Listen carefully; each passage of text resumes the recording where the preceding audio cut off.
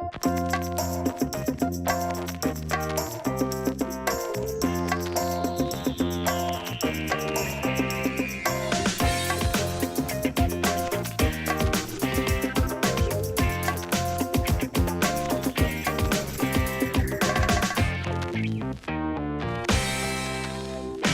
Bryson is the chief steward of the End It Movement, a coalition of 10 nonprofits organizing and aiming to shine a light on modern day slavery. Since January 2013, the End It Movement has created a tidal wave of awareness that has swept across the U.S. and beyond, resulting in hundreds of thousands of people joining the fight for justice. He's a proud resident of Atlanta, where he lives with his wife and their 4 children, Nash, Evan, Meyer, and Ren. So let's give Bryson a round of applause.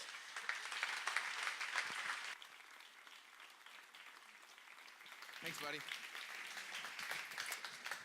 Man, I'm so happy to be here. This is an awesome group of people, and I'm not really a communicator, but I love this topic of sex. Who doesn't, right? And so today I'm going to talk about sex, and I have been married for 12 years, and I have 4 kids, so I think I know how it works. And although one of ours is adopted from Ethiopia, which is an amazing part of our story as well. But it was in the spring of 2006 that my wife and I said, we want to travel the world. We want to see cultures. We want to experience life outside of this amazing city that we love. And we found ourselves in Bangkok. It was the cheapest place we could go. We were a young married couple, and we were like, where can we go that we can afford? So Southeast Asia made it. And I literally can put myself right back in that situation right now. We were in Bangkok. It was hustle. It was bustle. It was. I just remember the lights. I remember there was actually this like thick, warm air. It was nighttime. There's this thick, warm air that just kind of loomed about, and there was actually something eerie in it. And one of the reasons was because we were standing right on the edge of the red light district. And I remember looking across, and it was the first time I'd ever been in an environment like that, and I was just thinking, this is crazy. And immediately I looked across the street, and I saw children everywhere, and it didn't compute for me. I was like, children? Why are there children here? We're in a red light district. And I lock eyes with these 2 girls that could not have been a day older than 6 years old. And I was like, my first thought was they were selling these little silk flowers, and I was like, that is so sweet. They're selling these flowers. They're trying to provide for their family. That's amazing. And my host quickly told me, no, they're not selling those because they want to. They're selling those because their mom is working over there in the brothel. And this little girl was being forced to sell these flowers by her mom's trafficker. They were the truest sense of the word slave children. The statistics say that 95% of the kids that are born in brothels will end up with the same destiny as their mothers. And so I saw these girls, and my heart was broken. I was undone. I could not believe what I was seeing. And I wanted part of me wanted to run, and the other part of me wanted to try to grab with all my might that I couldn't reach everyone and bring them to safety. But in that moment, in the spring of 2006, was the first time that I got to see what is today a $32 billion industry. That's the selling of human beings. Crazy. And on that day, slavery had a face. And I don't know for you, but when things get a face on them, all of a sudden they become real. And you can't unsee something you've seen. At that point, indifference is not an option. And I immediately dove into this idea, this problem, this global problem, this complex problem of modern day slavery. It's a global epidemic. Today, it's estimated there's 27 million. That's right, 27 million men, women, and children who are being held against their will in modern day slavery. It's happening right now. And like Blake said, it's not just happening over there somewhere. It's happening in this very city. In fact, within walking distance of where we are right now on the west side of Atlanta, you could go buy a woman or a boy or a child and do whatever you want with them. This is real. I live right just a couple miles from here. I know this is real. It's a very complex problem. And it's not just about sex. Of those estimated 27 million, there's bonded laborers, there's forced labor, there's domestic servitude, there's forced prostitution, there is human trafficking and sex trafficking. This is a complex problem with complex solutions. but I wanted to be part of the solution, but it was so complicated. So some of you are like, well, why are you trying to ruin my weekend? Like, this is great. I thought I was gonna get something creative. This is really great. The reason is because we dove into something and figured something out, and I wish I could tell you we did it intentionally, and we were like, man, we are geniuses. Like, we had this amazing creative strategy, and look at us. That's not true. What happened was, for us, is we kind of lucked into some stuff, and we realized that the common denominator that we have in this room is that we want Atlanta to be a better place. We want our lives to count to change the world. And so we had a crazy idea. The people that I was hanging out with at the time, we had this crazy idea that we wanted this to be we wanted to let everyone know about this problem. And so I called up some friends of mine who run these international nonprofits. They're like the leading edge folks as it relates to modern day slavery. And so I called them, and we actually all decided to come to Atlanta and have this kind of offline freedom summit.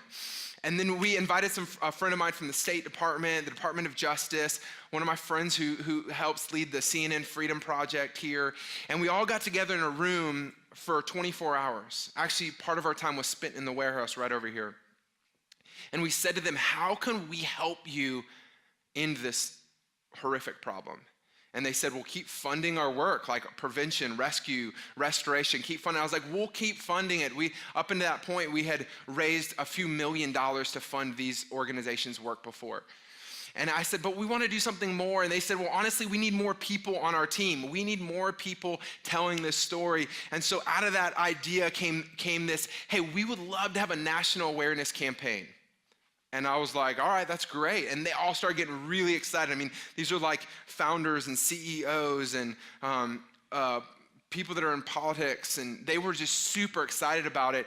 And one of the guys sitting at the table is this guy named Gary Haugen. He's the president and founder of International Justice Mission, which is one of the leading organizations fighting modern day slavery. He has this like amazing flat top. Like, it just stops you in your tracks. Like, who still has a flat top? This guy he's ridiculous. And when he talks, like, everyone kind of shuts up, right? Because he's kind of one of like the grandfathers of the movement of modern day abolitionists. And he says, hey, just so you guys all know, awareness is not going to end modern day slavery. And we were like, oh, great, thanks. Thanks for raining on our party. And he said, and we kind of fell back, and then all of a sudden he said, but modern day slavery will never end without awareness. And we were like, come on now, come on. And he continued to talk, and he said, I just want you to know, because you're gonna get a lot of heat for this, awareness is doing the work. As a guy who's been trying to do the work for the last 2 decades, awareness is doing the work. Without awareness, there is no action. And it was out of that moment, it was in this warehouse and a couple other places in Atlanta where the End It movement was launched. We didn't know the name, we didn't know how it was gonna go, we didn't know any of that. But we did know this, that we had a super complicated problem and a super difficult task. Our challenge was that we were gonna have to uncomplicate the complicated. We were gonna have to somehow simplify the complex and clarify this overwhelming problem. Because if we didn't do that, no one was gonna get on board. No one was gonna get on board. And so we started down this journey and down this path of just realizing, kind of as our benchmarker, that we knew this to be true, we just didn't know how to do it. And the statement for us is, when you simplify, you amplify. And I think there's something in this for us creatives in the room, is that when we simplify, we have to simplify in order to amplify our message. If we're gonna change the world, or if we're gonna do whatever we feel like our path is for us to do, when we wanna carry a message. And so we started getting these people together, and it was crazy. They couldn't agree on anything. Do we call it human trafficking? Do we call it slavery? I was like, I don't care what we call it. And so I was like, kept refining, and we came down to this problem. The problem was that slavery still exists. Okay, can we all agree on that? You guys are like nonprofit leaders, you work for the Department of Justice. Like, can we agree on that? Yeah, slavery still exists, and it's a problem, right? Yeah, is it a faith problem? No. Is it a religious problem? No. It's a human problem.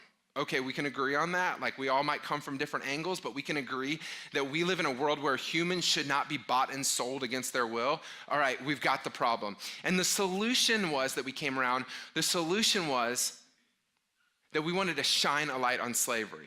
Because this was almost 3 years ago. And 3 years ago, people weren't talking about slavery a lot. It was some, but it wasn't a lot. It wasn't in the headlines. I remember, I live a couple miles from here. I remember my neighborhood, people would say, hey, what are you doing right now? What do you do for work? And I would start talking about slavery, and they were like, really?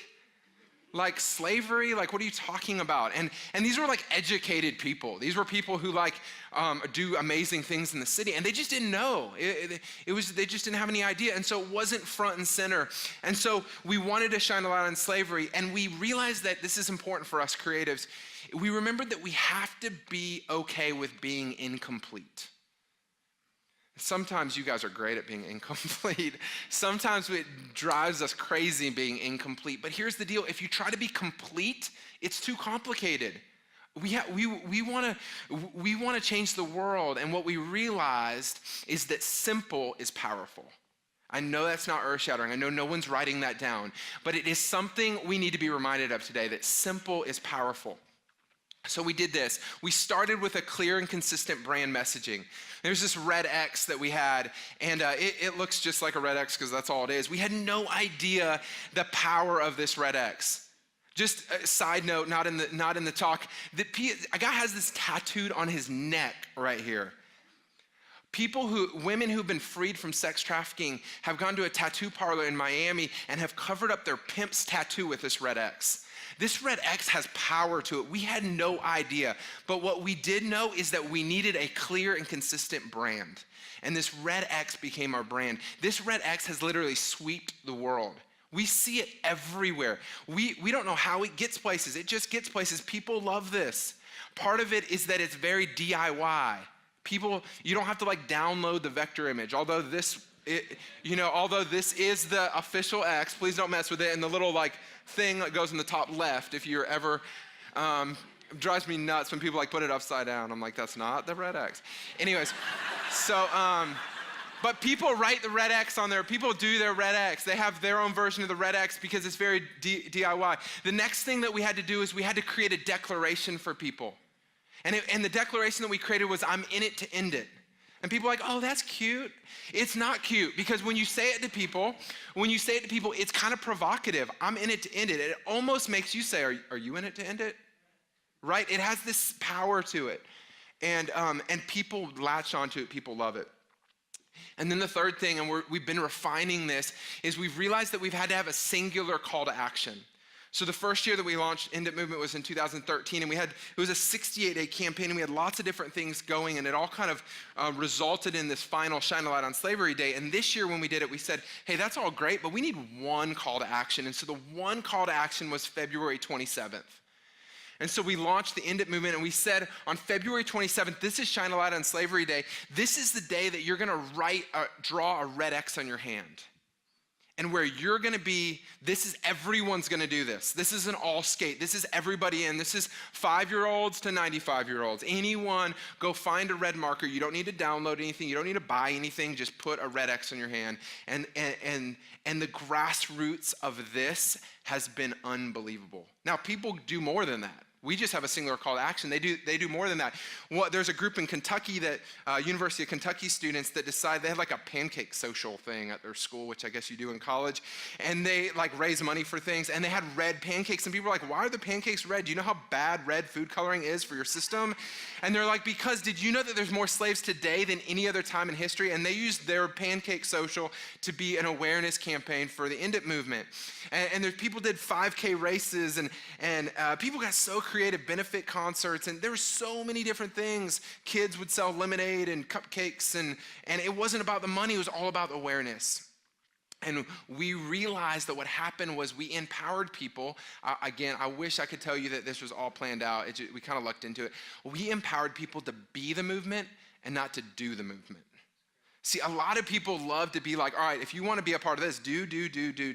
And we just said, okay, you need the images, great. You need the X, great. You need some of the artwork, great. Just take it and run with it. Be the movement. And we get all these emails, hey, we're some high school students in California, and we were thinking about doing this. Or, hey, we're a group of people, and we live in Brazil, and we were planning on doing this. And we were like, yes. Do whatever you need to do. Be the movement. And this became like really fun to watch. And we also realized that our strategy ended up being digestible for anybody. Anybody could do this. You didn't have to be 18 to 25 years old. That's kind of like our target. Anybody could do this. And it resulted in this tidal wave of awareness, which for us was what we were trying to do. It was amazing. So on February 27th this year, people put red X's on their hands. Some people love the more creative red X's. I mean, it's fun just to look all over and see all these red X's. And we're not about the numbers, but I have to share some of these with you. We have a YouTube channel with a few videos on it. And right now there's 1.8 million views on the YouTube channel. And then in this range this year of like February 26th to 28th, with 27th being the day, some of the impressions that we have were total Twitter impressions, 94 million. Facebook impressions, 22 million. Instagram impressions, 73 million. On Twitter alone, between the 26th and the 28th, there was over 100,000 mentions of End It movement. I mean, I wish I could tell you that we didn't, this is like shoestring budget. People got on board with this and people ran with it.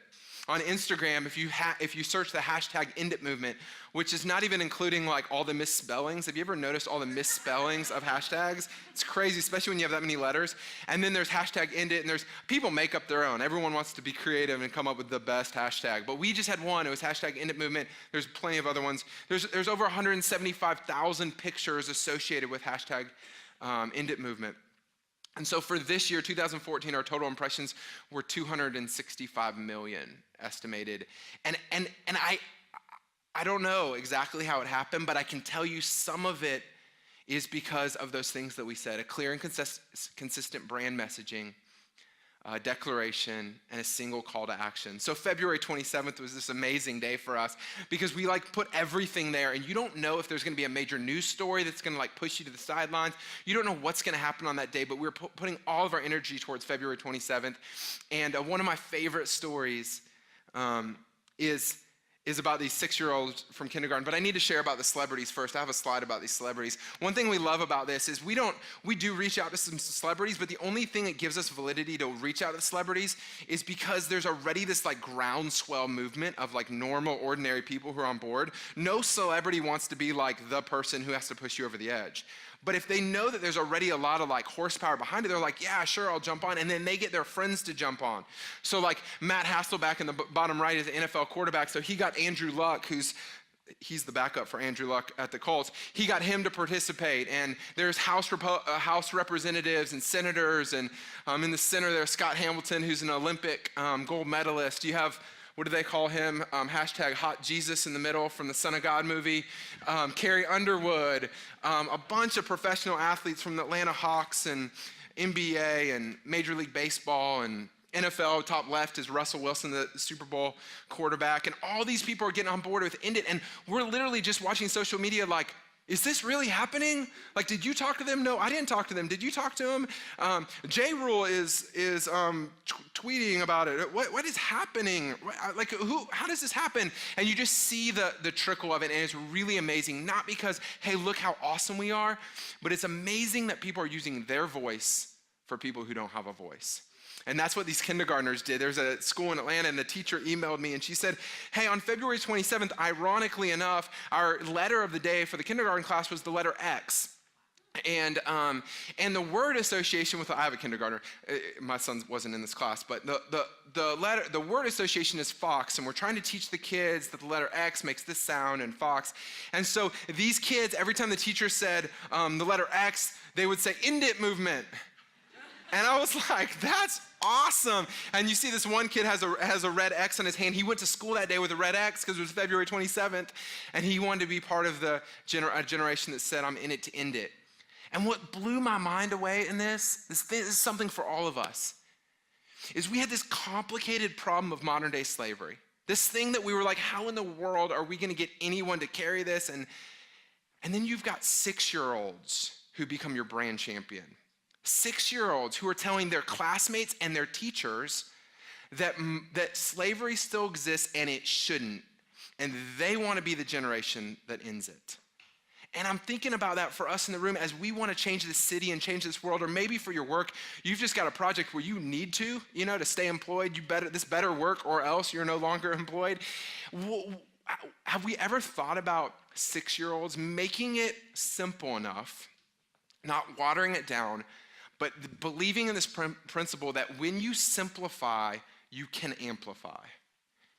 Have we thought about that? Well, how could that change this city if the amazing work that you guys, each of you are working on in this city and around the world, if we somehow figured out how to make it simple enough and clarifying enough that 6-year-olds could be our brand champions? That, I wish I could tell you we set out to do that. Totally didn't do that. But we realized that something clicked. And I just wanted to share some of that with you guys today, just so you know that there is hope for you as you're trying to change the city and as you're trying to change the world, that here's just a few practical things.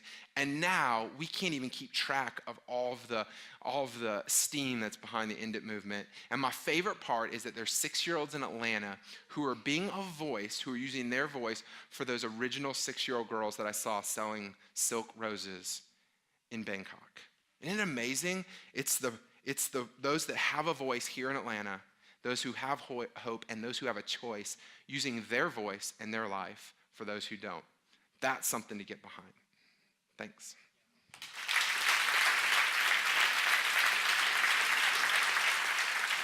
Thanks.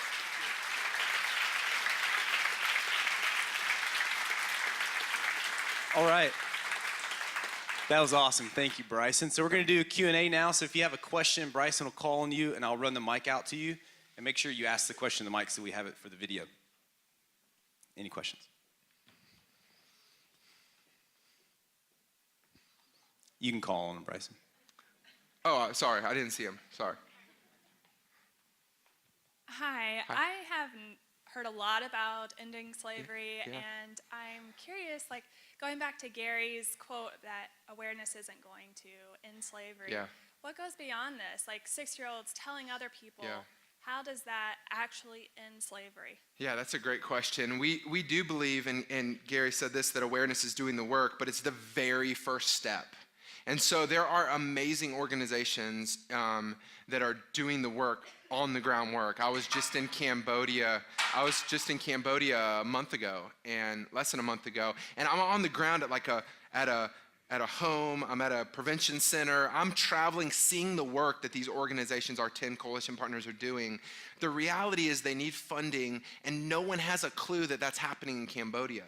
And so our thing was, we want to get this into the headlines. We want this to be a lead story at the cocktail party, so that people talk about it, because people like you, when you know about it, you'll actually do something about it.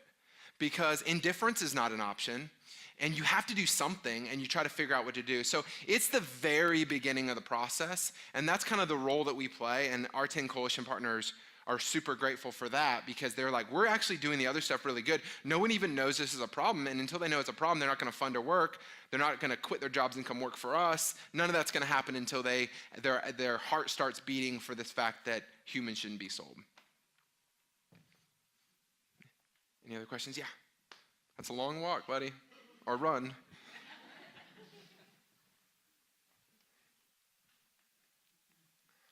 Hi. Hello? Yep. You've done an amazing job of spreading an important message, so thank you for that. Thanks. My question is around partnering with local nonprofits, other nonprofits, as well as different corporations and other entities. And so my question is, how much and to what extent have you done that in addition to spreading the word amongst general population? Yeah, two thoughts on that. One, the first, I meant to mention this in my talk, but we say this to our coalition partners in general, but the beauty of collaboration and partnership is that they all have campaigns and voices and creative ideas, but when everyone uses their voice for the same topic under the same brand message, there's huge power in that. And so like we didn't say, hey, stop doing your own thing. We just said for this day, for this season, let's all become one name versus like 100 different names. And so we found that there's a lot of power in that. And people take notice when a bunch of people use their voice together. As it relates to local stuff, we have a bunch of friends in Atlanta, because I'm in Atlanta, that do this work. Great organizations that are doing prevention, rescue, and restoration here. I could list a bunch of them for you guys. And they would tell you, Jeff, who started Out of Darkness, which is a great organization here in Atlanta, he would tell you, he was like, a year ago, he said 90% of the people that are filling out volunteer applications to come volunteer at Out of Darkness are mentioning something about End It movement on their application, because they heard about it and now they want to go towards action. And so they're like, yeah, they heard about it at this event and they heard about End It movement and they want to do something, and we're the local opportunity. We're one of them. There's a lot of great ones. And so now we're doing something, and I imagine me, I'm like, we're sitting behind our computers like trying to lead this whole thing, and we're like, oh, that makes us feel so good, you know? Just because awareness is not the end goal, action is the end goal. And so there's this like the tide rises. We even hear that in Texas. Like, we're not in Texas, but there's all these local organizations in Texas who these people are getting excited about it, and then they find in Austin or in Dallas the organization that's doing something. Like, I want to do something with them because I'm not going to DC or Cambodia, and so I want to do something with them, which for us, we don't keep track of that because that's not why we do it. I mean, we hope that happens, but we're not trying to like keep stats on that kind of stuff, but we get to see the tide kind of rise for the other organizations. Great. Any questions? Yeah.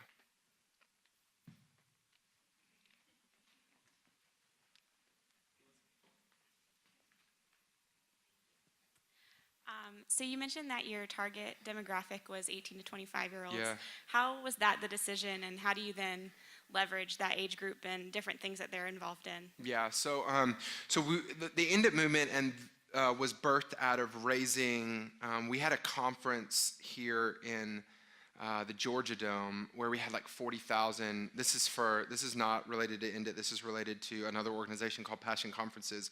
But we gathered 40,000 college students in the Georgia Dome, and that's where End It movement first got kind of launched. But what happened was those students gave $3 million to fund this work in 4 days, cash on the spot, college students from all 50 states. And so what happened was a bunch of these organizations said, oh my goodness, that's a lot of money. $3 million by poor ramen noodle eating college students. This is amazing. And so we were like, yeah, they were passionate about this cause. And so what happened was they became like the starters of the End It movement. And so we came back to them. The next year we raised another $3 million.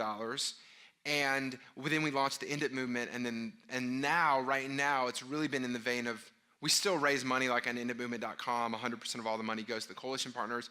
But mostly it's like now it's an awareness thing, because that's what the organizations are telling us they need the most from us.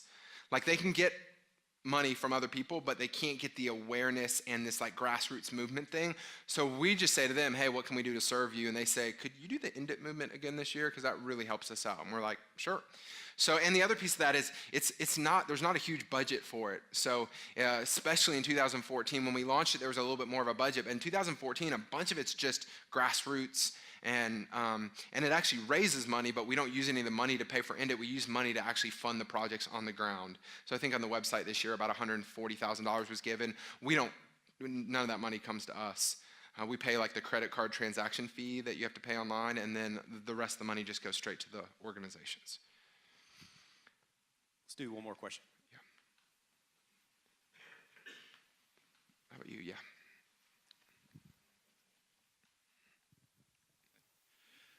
So you said that, the End It movement kind of became its own entity and kind of grew on its own as people picked it up. What did it take to kickstart it so that it reached that critical mass where it became its own thing? Yeah, that's great. I think there's no doubt when you launch something in a dome full of 40,000 people, it's like, oh, from all 50 states, that's convenient, So I'm not gonna ignore that fact. But honestly, we weren't even smart about that because we talked about it, and then we didn't actually officially launch until a month later. So there was like nothing they could do for the first month, which 18 to 25-year-olds have already gotten like 3 new causes in the next 30 days that they're excited about. So we weren't even great at that. But I think what it is the collaboration between the 10 organizations organizations working together. It wasn't like it was me and Jenny sitting behind our computer being like, hey, I hope we can launch a movement today. We did a bunch of behind the scenes work, getting people on board, working well on our brand messaging to be like, okay, we fundraised some money. One guy really wanted to put a full page ad in the USA Today on the launch date, and we were like, that's a waste of money, but it was one of those things where it's like, we did that, and we were able to do some other things like that helped get it started. Once it started rolling, this happens with anything, it starts rolling. And then you have to start discerning what's wise and what's unwise and what's helpful and what's not helpful. But I really believe this. I think if you have a clear and consistent brand message, if you do have some sort of audience, like if you can create some sort of audience and you can make it a lot more than about one organization, the fact that it's more about the bigger cause of modern day slavery versus about a singular organization, it's so easy for me to talk about End It Movement because I'm not trying to raise money for my thing. I'm not trying to get you to put my thing on your Instagram feed. Every time I meet with someone, I talk about one of our coalition partners because it's really their movement. It's not my movement. I'm just the steward of what their organizations are doing. Or I talk about the project that's happening in Cambodia, or I talk about the organization who's doing great work here in the United States, like the Polaris Project, who runs the National Human Trafficking Hotline. And all of a sudden, it's like, oh, you're not just trying to sell me your thing. You're part of something bigger than yourselves. Everyone loves being part of something bigger than themselves. So let's give a round of applause for Bryson. thank you guys.